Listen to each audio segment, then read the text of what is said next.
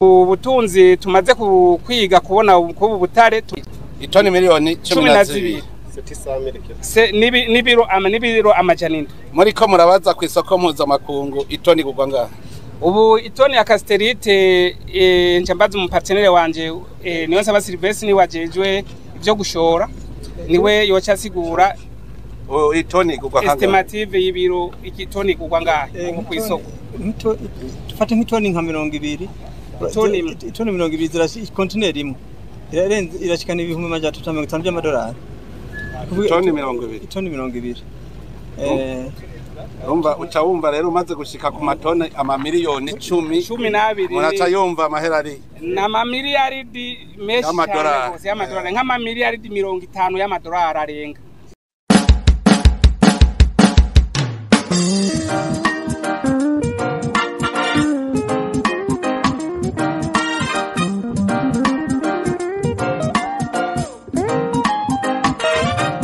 Turazi yuko muri benshi mukunda mukongera mugakurikirana ibiganiro bitunganywa n'ishe hamwe ryanyu Renape Burundi rikabicisha kuri radio ikukira ariyo Radio Réveil la Voix de la Justice.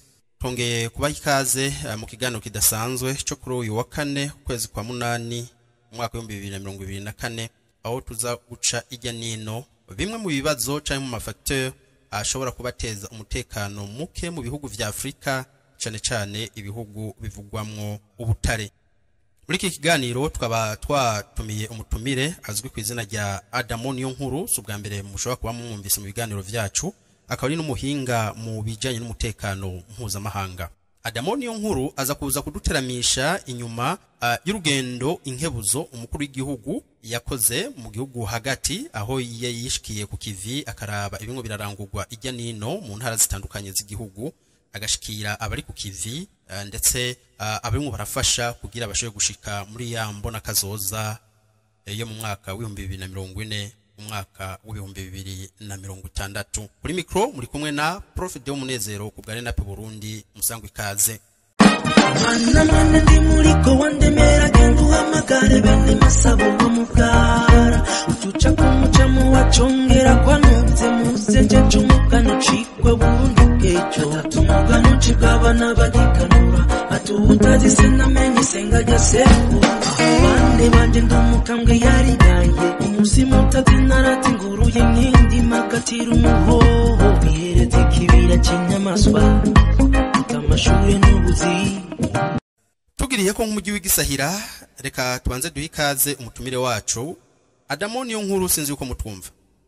Ego cyane menyesha makuru ndabumva cyane neza. Ikaze mu kiganiro kuri Radio Réveil uze utuvuvurire kubijanye n'umutekano mpuzamahanga bimwe mu bishobora kuba biteza umutekano muke mu bihugu na cyane cyane mu bihugu vya Afrika duhereye mu gihugu cy'u Burundi.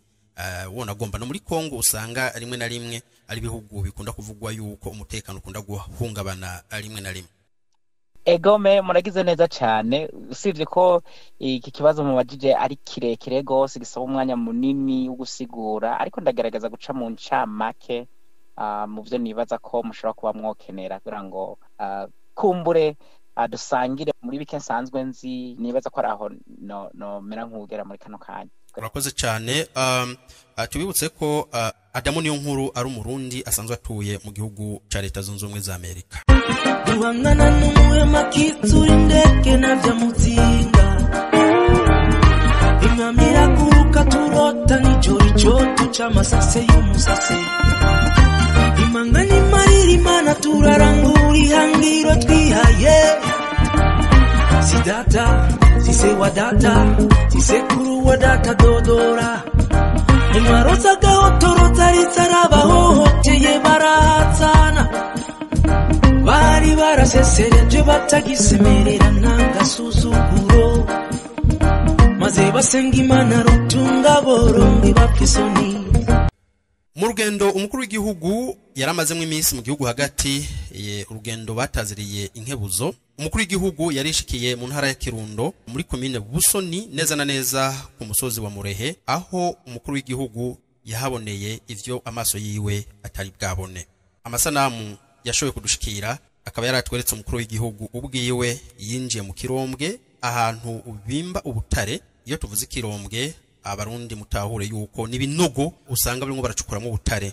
Aho nyene abarimwo barakurikirana ivyo bikorwa babwiye umukuru w'igihugu c'u Burundi yuko ikirombwe cyamaze hafi imyaka 50 gicukugwamwo ubutare bicukugwa n'abazungu b'ababirigi, yuko uno munsi bavuga yuko uwo musozi ushobora kuburyamye ku butare burenga imiliyoni 12 n'ibiro amajana 7 vy'amatoni ya casterite na coltan. Mu biharuro vyihuta bagize bavuga yuko ubwo butare ukurikije igiciro bugurishwa ku isoko mpuzamahanga yuko bushobora kuba burenza imiliyaridi z'amadolari 50. Adamu niyo nkuru ibi vyarabaye babishira ku makamera, abarundi barabimenya n'abanyamahanga murazi yuko irirenze umunwa riba rirenze impinga. Turavuga tuti kuba umukuru w'igihugu ndetse n'abasanzwe wacu kurwo butare bashize ku mugaragaro ubutunzi igihugu gifise, ubutunzi busanzwe bwirukirwa n'isi nzima, ndetse biri no mu biteza umutekano muke mu bihugu bitari bike vya Afrika. Mwe mwibaza yuko kwerekana ubutunzi igihugu gifise bakabushira ku makamera, dusanzwe tuzi yuko hari abo twita ama predators canke les prédateurs mu rurimi rw'igifaransa, we wibaza yuko bishobora kugira ingaruka izihe ku gihugu ndetse no ku mukuru w'igihugu ubwiwe? Ijambo ni gwanyu. Murakoze cyane banyakubahwa bamenyesha makuru. Nibaza ko ari kibazo ciza cyane umbajije, ariko kandi kugira ngo umuntu arote kazoza biba bigoye cyane. Mugabo ndagerageza kumera nk'usobanuye nisunze kahise, nongera nza nkaraba mu bijanye n'umutekano w'isi no ku bintu bihagaze. Ikintu cubutse mu gihugu iwacu ni ikintu ciza cyane. Imana yaraduhezagije iduha ubutare bukomeye gose, kandi utaza kumanza kumenya ubutare bwubutse bukora iki mu gihugu kugira ngo bitahure. Ucuza ugatahura aya mafaranga nganukuya bagize ingereranyo uko angana yofasha iki gihugu c'u Burundi. Rero yugariye ahantu harenga nka 3 canke 4. Ubwa mbere ni kuri kijya kigega c'isi gisanzwe gifasha ibihugu vya Afrika mu gutanga ingurano z'amafaranga ibihugu zikabisubiza. Iyi banke y'isi ni kontrola ukuntu amahera y'ibihugu agenda arakora hirya no hino.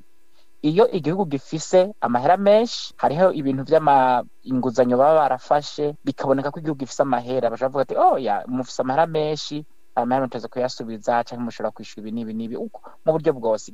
Iyindi nzira gira kabiri, ukena gutahura ubutare burondera abandi. Ubutare burondera ibihugu birenga nka 5 bikomakomeye by'ibihangange ku isi. Ubushinwa, Ubufaransa n'Uburusiya. Ibi bihugu nivyo navuga ko biteye imbere mu bijanye ni factory canke industry. Ubu butare zikabushiramwe ibindi bintu ziba zikeneye, no kuvuga harimo nk'ibigwanisho vya rutura, amatelefone, za mudasobwa. Ubutare nk'ubu niho bagenda barabikoresha ibi bintu. Iyo rero igihugu givumbuye ubutare bungana kurya, ushobora kuvamwo amafaranga angana kuriya, bo baramenya ico bisigura, kuko nta ma industry akomeye cyane dufise iwacu ashobora guhingura burya butare ngo tuyavyarishemo ibintu bishobora kuvamwo ikintu. Icyo ubukoze rero mu gihe bimenyekanye cyane, ubutanguye gufata itara ukakiriza ahantu hawe. Wari ufise itara ryubatse, mugabo harageza akanya aho uryugurura kugira abantu bose babone uwuriho. Rero ubuhamagaye abantu bafise ubushobozi bungahe, bafise ubushobozi kwisi kuvuga ati ubwa mbere hari amafaranga angana kurya, kabiri cakigega kijejwe gukontorora amafaranga cyakivuga ati okay bafise amafaranga angana kuriya, bafise uburyo bungana kurya. Niho mukuza mbere usanga ari byo bajya usanga baraje bagatanga amakontra y'ibihugu, bakavuga ngo imyaka 100 kubera bazi ko hari ubutare buzokwirikirana, bakimba batwara igihugu nticunguke, hakunguka bo nyene ibice 100%. Ikindi kigira kabiri, niho hagiye usanga ibintu by'umutekano muke bitameze neza. Abantu batatu bakomakomeye ku isi bagwanira burya butare kugira ngo baburonke. Uko bigenda kose, iwacu nk'uko nabikubwiye, nta mahingurira akomakomeye guhingura burya butare ngo tuyavyarishemwe umusaruro. Saba ko tumanza kurondera ibihugu vyo hanze kugira ngo bidufashe. Kosa rero riza kuba canke icizero tuza gukora, tuza gutora igihugu kimwe muri ibi bihugu bikomakomeye kugira ngo bize bibucukure, hanyuma bivyarishe mu musaruro natwe turonke akarusho. Ingorane rero haba niyi, no kuvuga ni watora Ubushinwa ububa umwansi w'ibihugu bikurikira Amerika n'Uburusiya nubwo batavyerekana cyane ububa umwansi w'ivyo no kuvuga imfashanyo ibihugu vyahora biguha bishavuga ati okay ntiwadukunze ko twara tugufasha mugabo utoye uwundi muntu novuga ati ndatoye Amerika waroronka imfashanyo y'Ubushinwa wuguruye ubundi bwasi kandi hagati y'Ubushinwa n'ubundi bihugu bwose baba bari kumwe niyo bavuga ati okay Ubushinwa ndaza kubureka nugurure Uburusiya wugure kandi ubundi bwansi hagati ya Amerika Ubushinwa n'ibi bindi bihugu harimo n'Ubufaransa uko bigenda bikurikirana n'Ubwongereza ego urabisiguye neza uravuga uti mu bisanzwe kuba ubutare bwaravumbuwe mu gihugu cy'u Burundi bakaca bibishira ku media bisa naho bikwega ikara mu gashambara kubera yuko abo twokwitare les prédateurs wona gomba basanzwe bazi soke signifie burya butare uko barazi valeur yabwo barazi ico bakuramwo ko birazo neza yuko ivyagiye biragaragara mu mateka y'ibihugu ibintu bijanye n'amantuzenya n'ubutare gisement de minerais nizo zagiye zirateza ibibazo mu bihugu bitandukanye turashobora kuvuga nko muri Iraq kuri Saddam Hussein aho yatewe yagizwe yuko ashobora kubatunze bigwanisho ruhonyanganda ariko ico basotera hanini yari petrol birazi muri Afrika mu gihugu ca ntuza ca Libya kuri ntuzenya kuri Muammar Gaddafi naho nyene baramuteye bamwagiza yuko ari umu dictateur yatwaye imyaka myinshi nibindi ariko birazi neza yuko bamuhoye ahanini projet nini yari afise kuri Afrika yo kuba yo gira leta zunze ubumwe za Afrika baranamuhoye kandi yuko yari afise umugambi mwiza wuko Afrika tworonka ntuza ya currency imwe ivyo vyose bikaba vyaza kubangamira babandi batugaraguza gati vyabonetse ho nagomba no mu gihugu ca Tanzania aho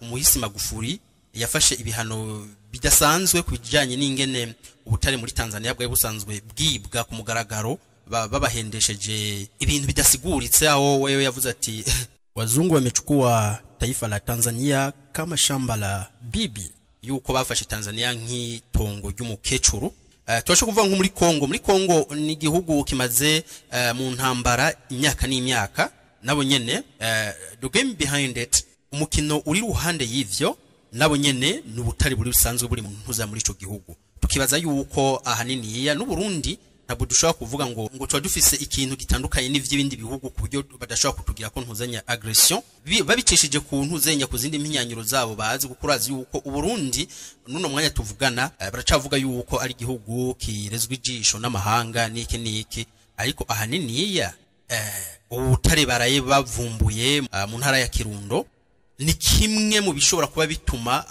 abarundi kuko baravuga neza yuko imbere yuko abazungu bava mu gihugu cy'u Burundi bwikukiye mu 1962 yuko basize ivyo birombwe bavyugaje amabeto Adamu niyo nkuru wewe wibaza yuko ibintu nk'ibi iyo bimenyekanye cyane umukuru w'igihugu cy'u Burundi bwiwe akabimenyekanisha ndetse akacatanga n'intumbero bigiye gufata kuko yaravuze yuko bashobora kuzoshiraho amahinguriro ku buryo basigaye bashora ntuza les produits finis apana gutwara ntuzenya les matières premières z'ubutare dusanzwe dufise mu gihugu cy'u Burundi iri jambo yavuze yuko u Burundi bushobora gushinga des industries de transformation de ces minéraux tukaza turashora ubutare buza ru produits finis ubutare bumaze guhingurwa we wibaza yuko iri jambo rishobora kwakirwa neza n'abari basanzwe baramaze kugira ntuza kwifatira ibihugu vya Afrika cyane yuko bari baramaze kwerekana yuko Afrika ntaco dushoboye ibintu vyose yo tubironse tubisimbani wabo bakabihingura bakabituzanira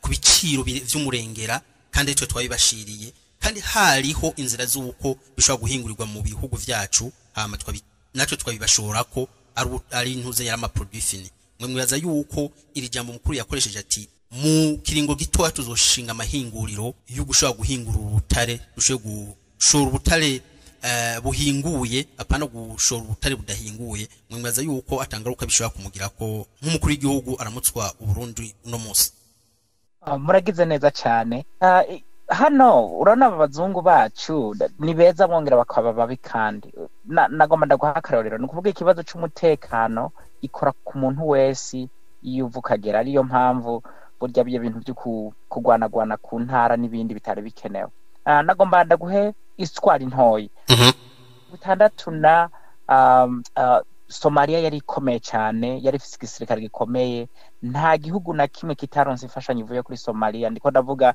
n'Uburundi bwacu bwarimwo mu guhabwa imyimenyerezo ku basirikare bacu b'igihugu, cyane cyane abasirikare bo mu kirere.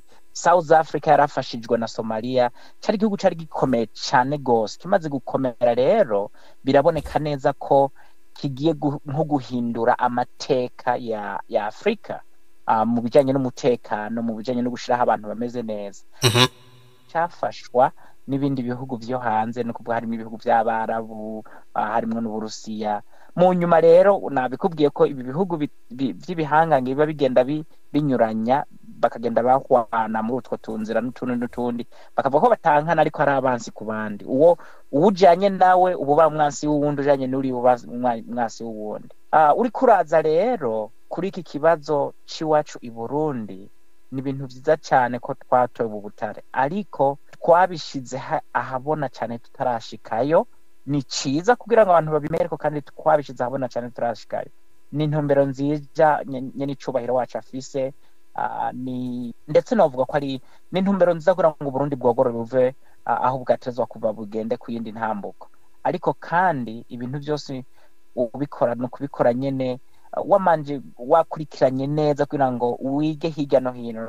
Uratanze akararo ko muri Libya, uratanze akararo ka Tanzania, uratanze akararo kahandi hantu ko vyagiye biragenda. Ni ivy'ukuri aba bantu nkuko nakivuze, ibi bihugu bibihangange biragabuye Afrika mu buryo twe tudashobora kubona. Ati ikibazo rero gishobora kuzana ku Burundi ni icahe? Ikibazo ca mbere, aba bantu kuntu bakora barazi amafaranga uko angana, barazi iyo bihera, barazi hamwe gahunda nyine cubahira ariko arakurikirana yo bandanya mu nzira.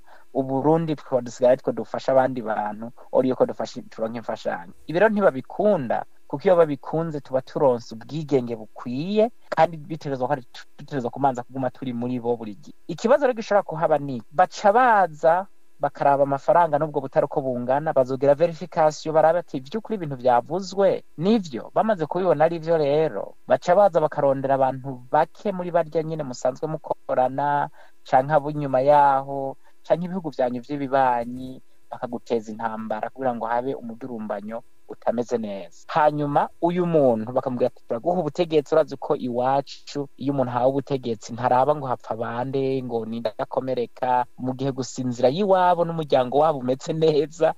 Iwacu nico kibazo tugira, uca usanga yokora ibintu byose ataravye ibiza kwangirika uko bingana. Ntaguciriyemo ivyo umukuru w'igihugu nawe nyene yabicishijemo, avuga ati kubi bigaragaye amashetani agiye guhaguruka. Twaza yuko yemwe agiye reference kuri ivyo murasigura. Ijambo nigoye bandanye neza cyane.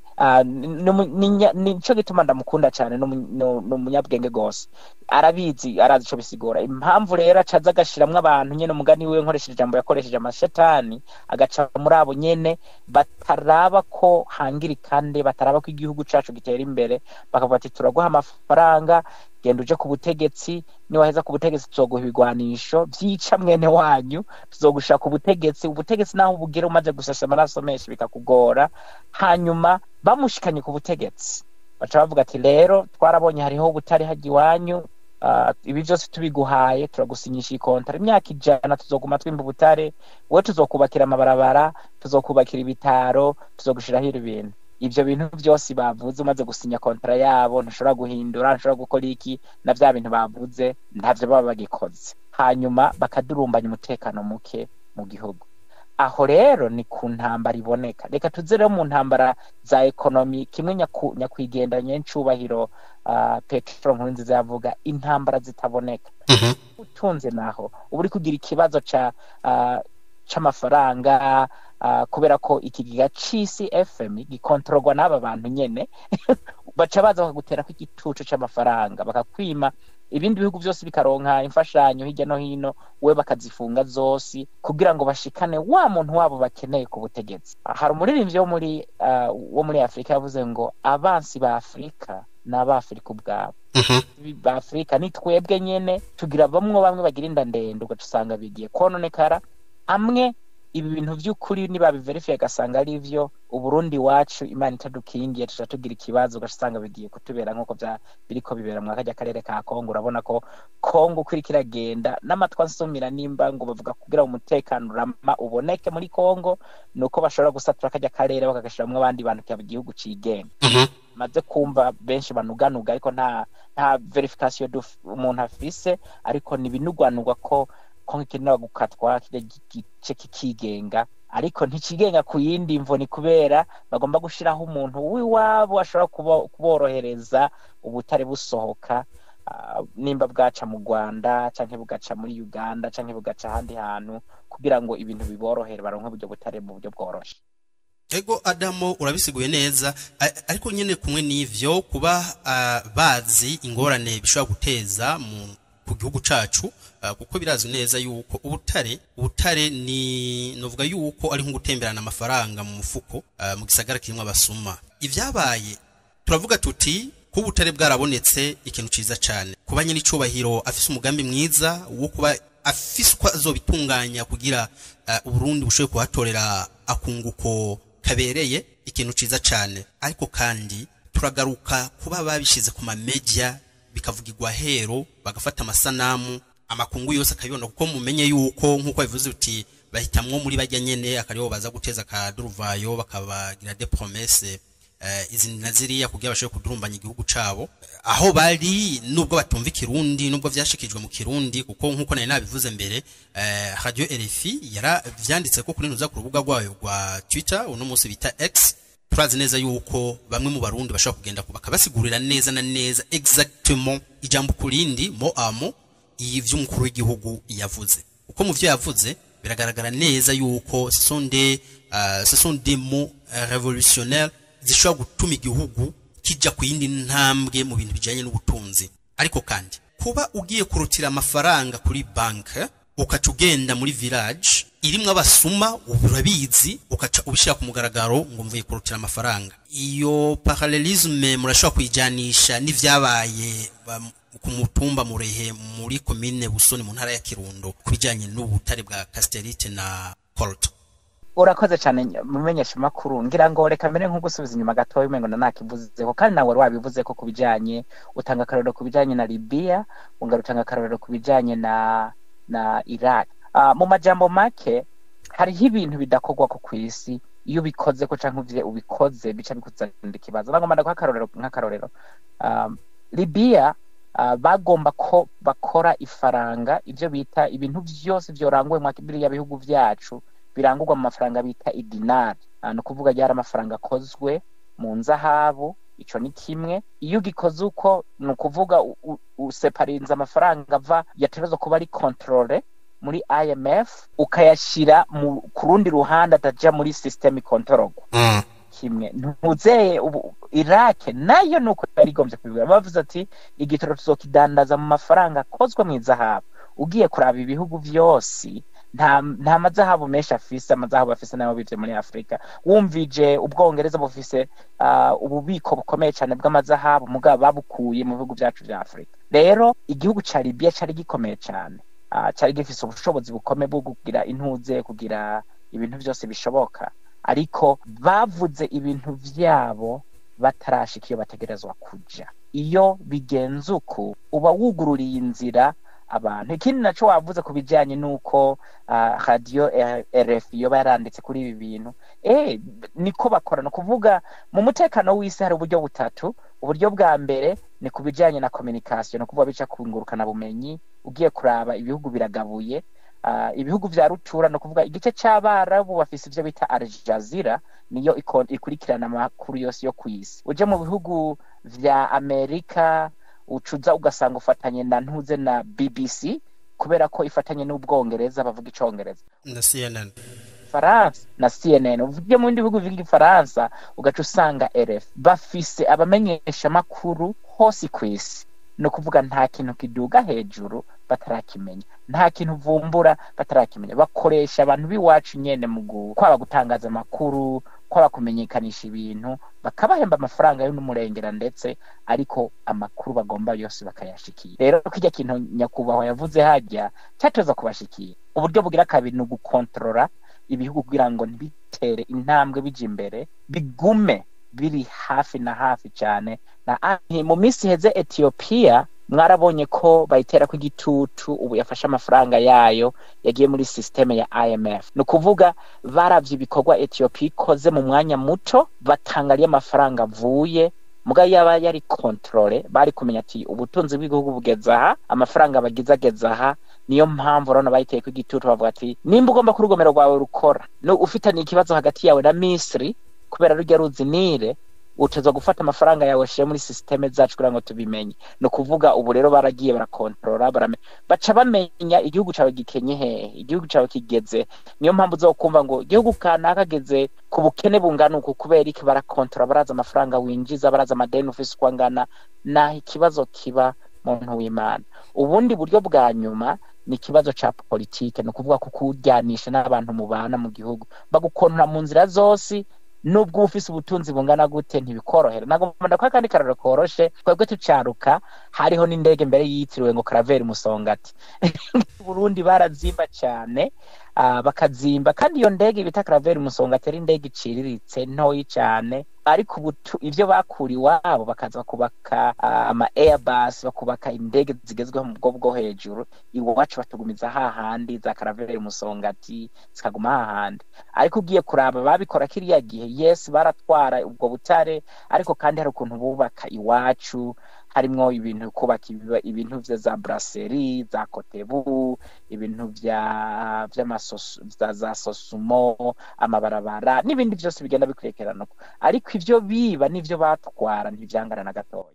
Urakoze cyane kuri uwo mwihwezo utanze tuvuye kuri ivyo vyuko bisanzwe mu vyo ubwacu nk'abanyafrika nkuko bavuze uti l'ennemi de l'Afrique est l'Africain lui-même hari ivyo tuvuga ubwacu bishaka kudukorako bikatugira ko ingaruka kuko twabivuze tutabanje gupima ngo turabe ingaruka bishaka kugirira igihugu canke ubona gomba tukaba tuzizi mu ugasanga kubera yuko benshi baguma bavuga bati Burundi burakenye kaba ari yo ndirimbo baririmba tugashaka kubivuga mu ntumbero yuko bereka yuko ivyo batuvuga ko yuko ari atari vyo ariko kandi muri uko nyene kushaka kubemeza yuko ivyo batuvuga ko atari vyo ukaza gusanga ahanini ivyo tumwe turavuga nibishobora gutuma tubiteza bakaza kuduteza ibindi bibazo kandi hariho inzira yuko ivyacu dushobora kubikora mwibanga bakazoza kubibona twaramaze kugira iki kuduza amahembe kindi unizindi mpinyanyuro abazungu bakunda gukoresha wona gomba iki kintu bita United Nations General Assembly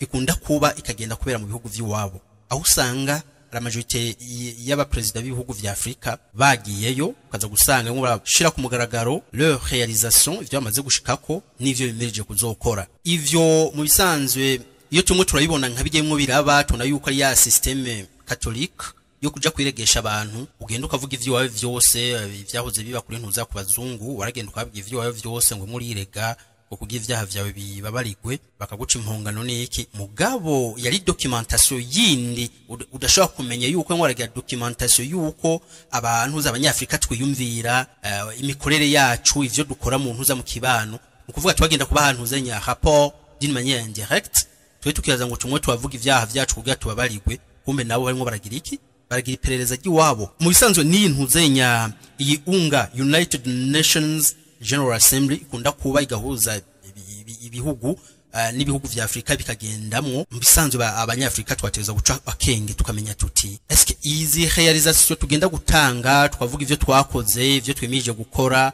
unagomba n'umuntu himwe arategura ingene ashobora kugira ntuzenya aguharanira souveraineté y'igihugu ciwe à 100% ukorana yuko aradwenda yuko twikukiye mugambo franchement parlant ibihugu vya Afrika nabwo turikukira uko tuvyipfuza urabona yuko amafaranga yacu nibo bayakonorora bashaka kuduteza ibibazo umwanya uri wose bakeneye nibaza yuko iya independence duhiga la souveraineté turondera yuko tubihugu vyihagaze ko à 100% nibaza yuko tukigenda muri ibi bintu badutumiramwo vy'amanama tukaja gutangamwa amaraporo tukija kuma media tukavuga ivyo tumwe turakora ivyo twatoye mu gihugu cacu bishobora gutuma haba ntuzenya attention yo kuri ivyo bihugu vya bisanzwe vyipfuza ivyo twatoye mu gihugu cacu nibaza yuko iterambere twifuza ahanini yashobora kudindizwa nivyo nyene twe ubwacu tugenda turavuga, nivyo nyene tugenda nayo maraporo tugenda tubashikiriza, kuko vyari vyiza yuko ibintu vyacu tumwe turabikora tubikora d'une manière discrète, kuko nkuko nabikubwiye turakeka yuko Mutama Magufuli, Muhisi Magufuli, uravye umurindi yarari karimo arakora, ukaraba nitangaza makuru ingene ryavyifatamwo mu kugira ntuzenya broadcast y'ibingo birakogwa, nimbono yarafise ku ntuza ku gihugu ca Tanzania wona gomba na Afrika, uko burya Magufuli uko mubona uko yarenze yitaba Imana kuva baye president atigeza kunyura ku gihugu na kimwe c'umugabane wa Buraya, ntigeze arenga Afrika ngo agiye gutembera, ngo agiye urana yuko amajority ya president ba Afrika iyo batowe kuba bakuru b'ibihugu, ingendo za mbere batangwa gukora nizo kuja mu bihugu Bufaransa, kaja muri za leta zunze ubumwe za Amerika, kuja mu Bushinwa, hehe sinzi impamvu babikora. Sindabona aba president ba bintuzanya ba Asia canke wabona gomba ba Europe iyo batowe ivyo bihuta cyane sikuja gutembera ibihugu vya Afrika. Nibaza yuko ahanini ya turangiza rero ku kiganiro cacu nakaye kajambo wotekerera abarundi n'abanyafrika muri rusangi ku bintu bijanye ni mikorere yabo mu vyo tumwe turakora dutunganya hagati mu bihugu vyacu nk'umuhinga mu bijanye n'umutekano mpuzamahanga, kugira dukinge, kugira ibihugu vyacu vyame mu mutekano kandi tubandanye dutera imbere. Ivyo dukora ntibitume biza kugira intuzenya, ntitubishire hejuru cyane kugira bize gutuma bitera ntuzenya attention y'abanyamahanga batatwifuriza iterambere. Nakahe kajambo nize mpinyanyura ubona yuko zishoboka zishobora gutuma ivyo dukora biguma mwibanga, kandi umurindi twifuza ko gutera imbere tukabandanya turiko, kuko umuntu atubwiye yuko dukenye mugatwe natwe nkabijya twatuye mu Kirundo tukaba tuzi yuko ari bimwe mu bishobora gutuma biboosting intuzenya ubutunzi bw'igihugu. Mwe mwibaza yuko batuvuze yuko dukenye ariko tukaba tuzi yuko tudakenye, bishobora kwiciki nike bishobora gutuma nigiki gishobora kugabanuka ubushobozi igihugu gifise, ku buryo twumva yuko tutayivugiye hejuru ngo abantu bumve yuko natwe dukize, bishobora kudutera ari hagashobora kuba kabuze. Adamu niyo nkuru, ijambo ni gwawe. Murakoze cyane nyakubahwa.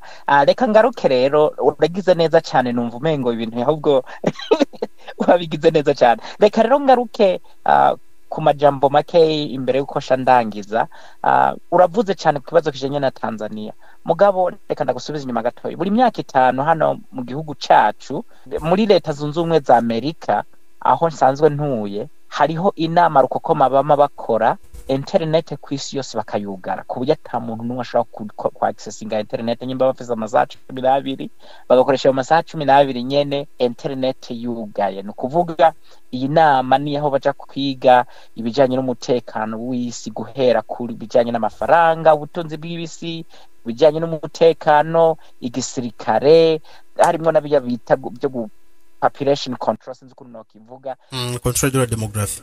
Ibi rero biri high profile, nico gituma bugara ama internet, bakugara ibintu byose. Ibi rero ni bihugu by'ibihanganye n'iwacu. Hari ijambo nyakubahwa nyine cyubahiro wacu akunda kuvuga ngo abarundi iyo bize uko biga hejuru niko babibijuju, atari kuduga hejuru cyane.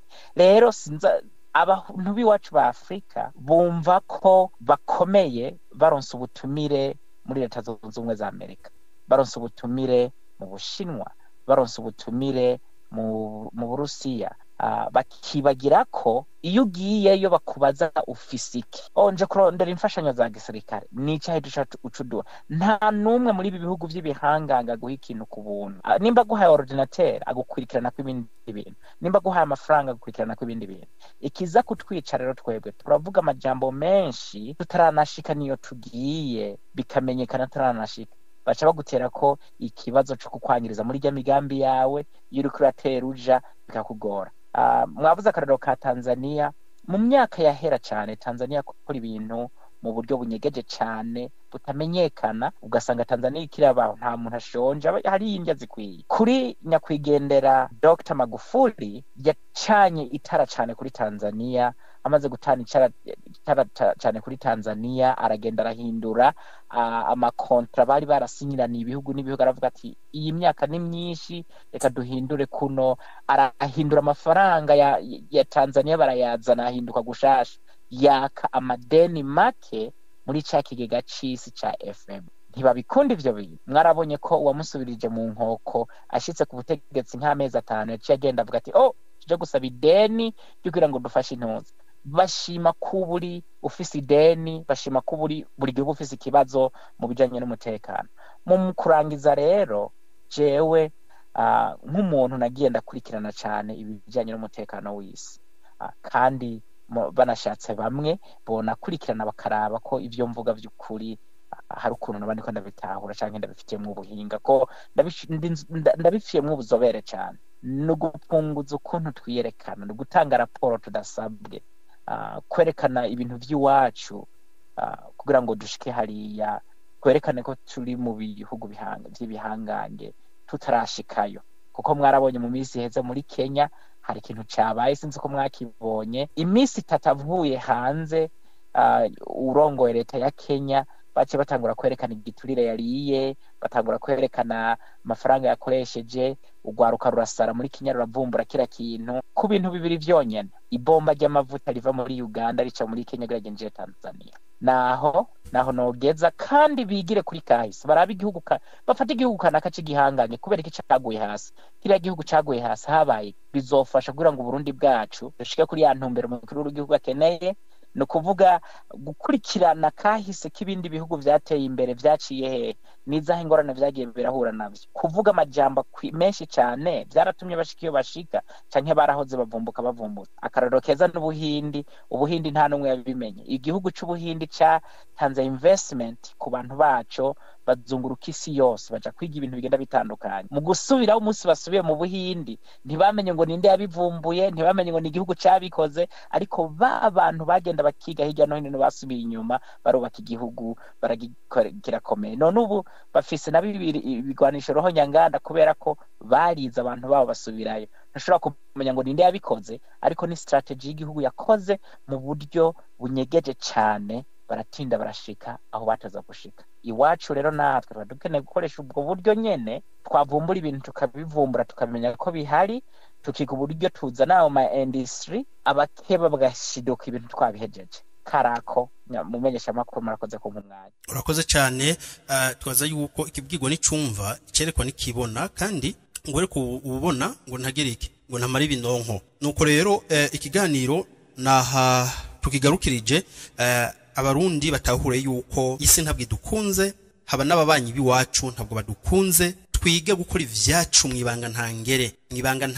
Twe twaza yuko ubutari kuba bwaratowe mu gihugu c'u Burundi nta kosa ririmo, ni vyiza cyane. Imbono y'umukuru w'igihugu ni nziza cyane, ariko imbere yuko bagira tout commentaire bari kubanza kuzimya amakamera yose uko yakabaye, n'abaherekeje umukuru w'igihugu bibaye ngombwa n'amatelefone bakabanza bakayabaka, akagenda kugira commentaire hagati y'abarundi ubwabo, ku buryo n'uza kukwiragiza ayo makuru ayakwiragiza nk'igihuha, nta masanamu bafise, nta mavideo bafise. Kuko isi kuba irimwe iraraba ayo matoni y'amamiliyoni abarizo mu mamiliyaridi y'amantu z'amadolari, nabave bibaza yuko bashaka kutureka tukabijyana amahoro, nk'uko umukuru w'igihugu ubwiwe yamaze kubivuga ati amashetani agiye kuvyuka. Ashobora kuvyuka kuko izi ntambara batwamiza ko za misi yose, ugasanga ngo agateka kazina muntu, ugasanga ibi nabiriya, ugasanga intwaro rusangi, demokrasi n'ibindi vyinshi vyandagutakiye bazanye ubwabo kutwempoza. Ibi vyose biri mu bishobora gutuma bavyogerako kugira bashoboye gushika kurajya miliyoni y'amatoni ya casterite na coltan bashize ku mugaragaro. Ivyiza yuko ivyo dukora vyose tubikora mwibanga ntangere, kuko Burundi ntabwo duhamagariwe gutanga raporo ku muntu numwe, yaba no kuri ntuzenya FMI, yaba kuri inde gihugu runaka canke iki. Kandi ikindi naco dusozera tuvuga tuti muri Renape Burundi tuvuga tuti okay, amahugurwa ya gisirikare n'ivyarako arakenewe, mugasi vyiza yuko bazana umunyamahanga ngo aze kwinjira mu makambi yacu ya gisirikare ngo aje gutanga inyigisho runaka iki niki. Ari vyo bakeneye bagenda bavyigire hariya, barungike des experts bagenda bavyige bamaze kubinonosora, baze nabo batange ubumenyi kuri bene wabo b'abarundi, batarinze kugenda batenze kuzana abanyamahanga ngo batwinjire mu ntuzenya mu gasago kiwacu ngo arengene twitunganije. Ni no kuri ayo majambo duhereje ko ikiganiro cacu. Dushimira umutumire wacu Adamu Niyonkuru, umuhinga mu vy'umutekano mpuzamahanga, yadukundiye akitaba kino kiganiro. Adamu Niyonkuru, turagukengurukiye cyane. Murakoze cyane banyakubahwa kuri Renape Burundi. Ndakundi radio yanyu cyane, nico gituma mumpamagaye kweri munyakuye mufise akantu kabakiye nshobora gusangira mu byo nshoboye mwama bahezagire cyane murakoze cyane urakoze cyane ukaba wifuza kugira ico ushikirije urashaka kuturondera ku nimero ikurikira agasaraba ko guteranya amajana 254 79 150 64 30 canke ukatwandikira kuri email yacu renapeburundi@gmail.com. Kuri mikro mwari kumwe na Prophet Domunezero uhoraho Imana ibarinde mu vyanyu no mu banyu murakoze. Nayibisabisho byabira bishitsa bice bibati buzatsa umumwe kumwe akamwemwe karamusya umumwe kumwe akamwemwe karamusya ni muriko wandemera genda uhamagare bene masabo bamukara ucuca kumucamo wacongera kwanutse musenje ncumukano cigwa Burundi kejo tatumugano cigaba n'abagikanura atuutazi sinamenye sengaje seku abana kakindi barindira nataru butindi nguyo se Barundi baragaritse igihugu mwico nekirembe utituruhaye ndatwapfuma ndapira ku rugamba utituruhaye ndatwapfuma ndapira ku rugamba tuzigiritwe neza tuzirikanisha rugirinka n'ibibondo kwidufashije tugabuza demokarasi twanyazwe tuzoyiye mibane natwibe muri twebwe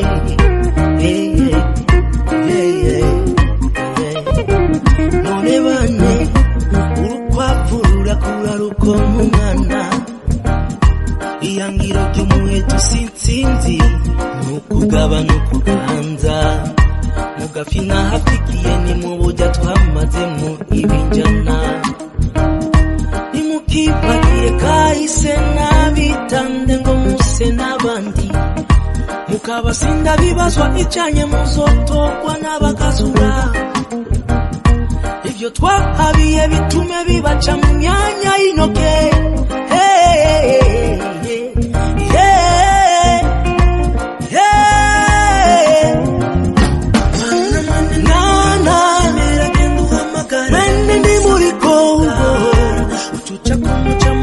Chakumuchamo wachongera